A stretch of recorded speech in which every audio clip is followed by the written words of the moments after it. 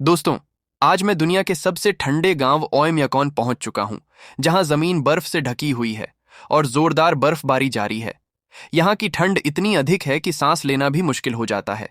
मैंने यहां के स्थानीय लोगों से बातचीत की, जो इस अत्यधिक ठंड के आदी हैं और यही उनकी रोजमर्रा की जिंदगी है। मैं गांव के लकड़ी के घरों की सैर करता हूं, जो जमीन से ऊपर बनाए गए हैं ताकि नीचे की बर्फ कभी न पिघले। -50 डिग्री के बावजूद लोग अपनी रोजमर्रा की गतिविधियां जारी रखते हैं, काम पर जाते हैं और जीवन के सामान्य काम करते हैं।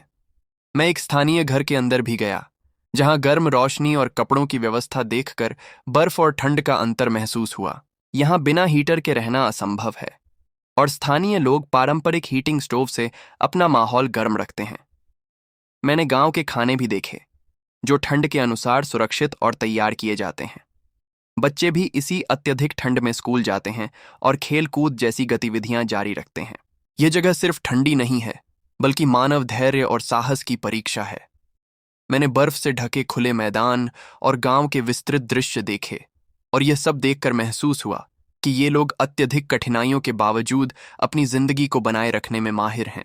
अब मैं आपको यहाँ की जमा हुई नदी दिखाता हूँ, जो पूरे साल बर्फ से ढकी रहती है। यहाँ के लोग इसी बर्फ में मछली पकड़कर अपना खाना निकालते हैं। मैंने देखा कि उनके कपड़े इस अत्यधिक ठंड के अनुसार विशेष रूप से डिजाइन किए गए हैं, ताकि वे -50 डिग्री में भी सुरक्षित रह सकें। यहाँ के लोगों के रोजमर्रा के कामों में डॉग स्लेज का इस्तेमाल भी शामिल है, जो परिवहन के लिए आवश्यक हैं, और रियंडियर भी एक महत्वपूर्ण साधन है, खाने और ट्रांसपोर्ट दोनों के लिए। मैंने गांव के स्कूल का भी दौरा किया, जहां बच्चे -50 डिग्री में पढ़ते हैं, और गांव के घरों के अंदर का वातावरण अपेक्षाकृत गर्म होता है, लेकिन बाहर की तीव्र बर्फ और हवा काफी कठोर है। हर घर में लोग सर्दियों के लिए अतिरिक्त तैयारी रखते हैं, खाना और कपड़े सुरक्षित रखते हैं।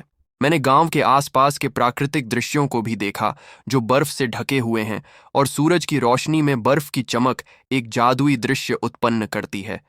अब मैं आपको गांव की लोकल मार्केट दिखाता हूं, जहां लोग बर्फ के बीच अपनी रोजमर्रा की जरूरी चीजें खरीदते हैं। यहाँ के दुकानदार बताते हैं कि शदीद सर्दी में लोग किस तरह अपनी जिंदगी गुजारने के लिए इंतजाम करते हैं। गांव का मरकज छोटा है, लेकिन लोगों की कम्युनिटी बहुत मजबूत है। यहाँ की छोटी सी आइस चीपल गांव वालों के लिए अहम है और हर मौके पर इस्तेमाल होती है।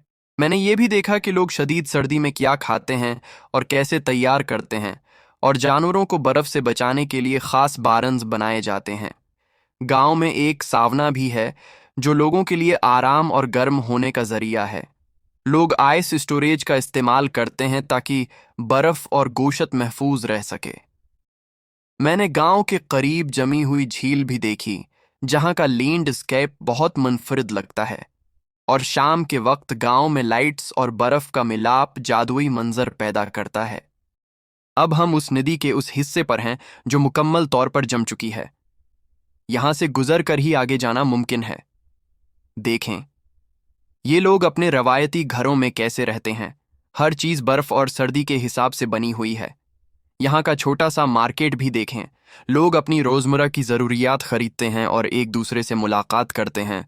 अब हम एक जमे हुए झील पर हैं, जहां लोग बर्फ का काम करके मछली पकड़ते हैं। ये है गांव का स्कूल। बच्चे यहाँ तालीम हासिल करते हैं, और ये माहौल उनकी जिंदगी का हिस्सा है। यहाँ एक वर्कशॉप भी है। लोग रोजमर्रा के काम और बर्फ के लिए औजार तैयार कर रहे हैं। हम एक बर्फ से ढके हुए ट्रेल पर चल रहे हैं, जहां से लोग अपने रोजमर्रा के काम करते हैं।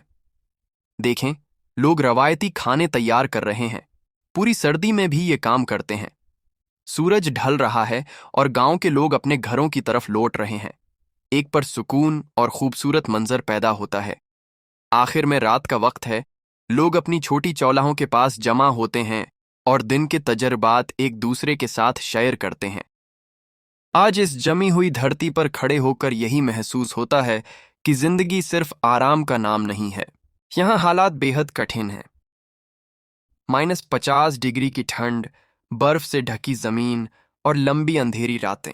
लेकिन इसके बावजूद यहाँ के लोग मुस्कुराना जानते हैं, अपनी परंपराओं में खुशियां ढूंढते हैं, छोटी छोटी चीजों में सुकून महसूस करते हैं। यहाँ जिंदगी संघर्ष से भरी जरूर है, लेकिन डर से नहीं, हिम्मत से चलती है। बच्चों की हंसी, परिवार के साथ बिताया गया वक्त और दिन के अंत में आग के पास बैठकर की गई बातें, यही उनकी असली दौलत है। ये जगह हमें सिखाती है कि सुख सुविधाओं के बिना भी इंसान एक शांत और संतुलित जीवन जी सकता है। शायद यही असली खुशहाली है, कम में संतोष और हर हाल में जिंदगी का सम्मान। आज का हमारा ये सफर यहीं खत्म होता है। उम्मीद है आपको ये वीडियो पसंद आई होगी। धन्यवाद और मिलते हैं अगली वीडियो में।